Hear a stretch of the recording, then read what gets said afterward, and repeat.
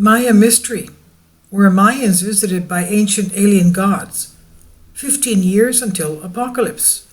Tom Fish Express UK reports that the ancient Mayan civilization, they say, were visited by ancient alien gods who will make an apocalyptic return within 15 years. This is what a self-styled extraterrestrial expert is warning us about. Dating back to 1800 BC, the early Mayan civilization continues to stun archaeologists today. They had advanced understanding of astronomy and mathematics, and their accurate calendar making, and one of the more outlandish claims concerning a civilization that was visited by aliens, that the alien Mayan gods were responsible for supplying these people with their advanced knowledge. Of course, this was not the only civilization that claimed that they were given advanced alien technology by their so-called quote-unquote alien gods. The Egyptians also claimed that. Now, controversial author Eric von Daniken claims a snake-like Mayan alien god could soon return to wreak apocalyptic carnage. He's known as Quetzalcoatl in the Nahuatl language, or Kulkulkan in Mayan, and this entity was worshipped as their god. Now, upon its departure, Quetzalcoatl told the Mayans how he would one day return to Earth. And the date was calculated as, in the past we know, December 21st, 2012.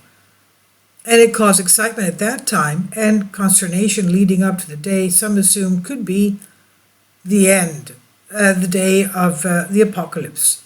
After that prophecy prediction failed to take place, von Daniken noted that this date was calculated based using Judeo-Christian calendar, which is ambiguous to the birth of Christ, so that's why the date failed.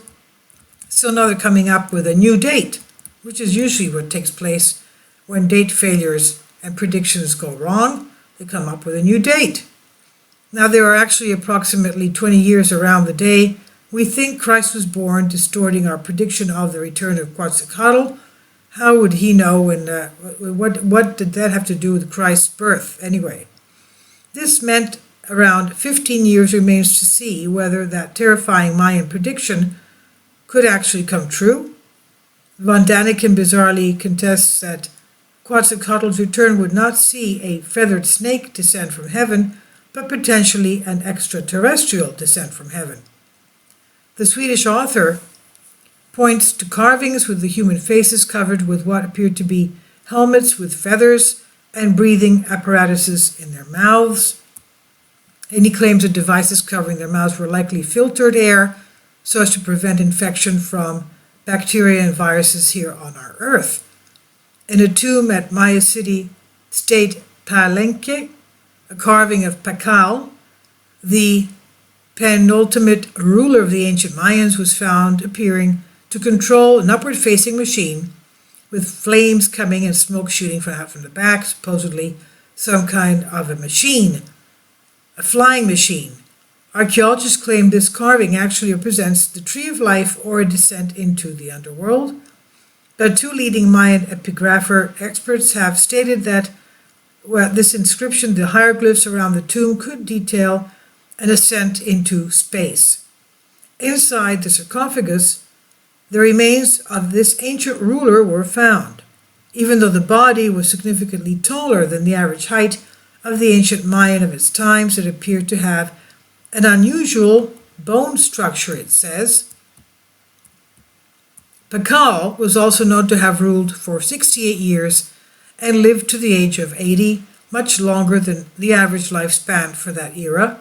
The pyramids at Tikal are another anomaly, adding to the intrigue, as they are 25 miles from a body of water. Ancient civilizations typically built cities close to a large water source, but Tikal, though, hosted close to 100,000 citizens without one. Well, it doesn't matter. They could have had springs. They could have had underwater aquifers. Now, this has led archaeologists to query why the ancient Mayan bothered to build a massive city in such an inconvenient location. Von Daniken points to one of the glyphs on a stepped pyramid where an inscription claiming it was located where the ancient gods visited from the heavens. And that's why it was in the high mountains, which is usually the case, high mountains. Okay, I'll leave a link below for you for this on Express UK.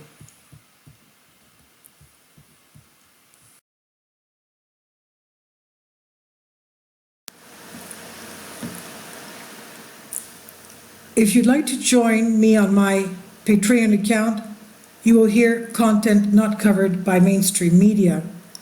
These riveting stories will be based on my research, and I will state my opinions and give my personal insight on diverse and controversial subjects and world events not covered by mainstream media, and not supported by YouTube guidelines.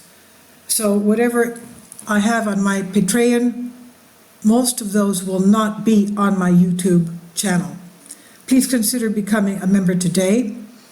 More of the most significant and important videos will be on my Patreon channel. Your support helps me to continue my research and keeps this YouTube channel alive. And we depend on your support, your generous charity, because we help economically challenged families here in Athens, Greece, in Kapota, and we also help the young generation with university tuition and the community around our church. Thank you.